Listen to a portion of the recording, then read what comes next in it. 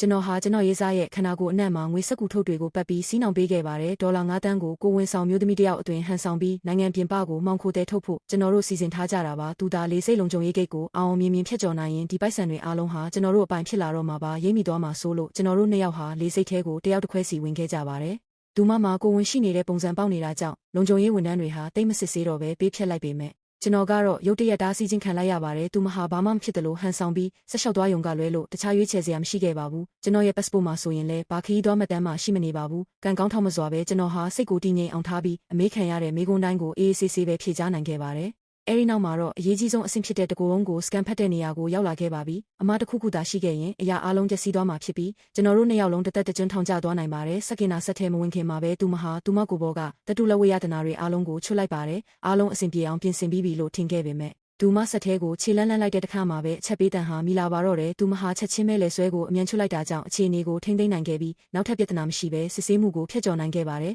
နောက်ထပ်အာယုံဆိုင်မခံရအောင်ကိုကျွန်တော်တို့ဟာခြေလန်းတွေကိုခတ်တော့လန်းပြီးအဲ့ဒီနေရာကနေထွက်ခွာခဲ့ကြပါတယ်ဒါတွေအားလုံးဟာလွန်ခဲ့တဲ့တစ်ပတ်ကလေးကစတင်ခဲ့တာပါကျွန်တော်စကိတ်စီးနေတော့မှမဆုစာအုပ်တအုပ်ကိုကောက်ရခဲ့ပါတယ်အဲ့ဒီထဲမှာတန်ချက်ကငွေတဲကားတစ်စီးကိုဓာပြတိုင်းမဲ့အစည်းအသေးစိမ့်နဲ့ငွေတိုက်ခန်းရဲ့ရှိုးဝက်ကုန်းနံပါတ်တွေပါရေးထားတာပါအဲ့ဒါနဲ့ပဲကျွန်တော်ဟာလူချို့ကိုတိတ်တဆိတ်ဆက်သွယ်ပြီးဒီဓာပြတိုင်းမဲ့အစီအစဉ်ကိုစတင်အကောင့်ထဲပေါ်ခဲ့ကြပါတော့တယ်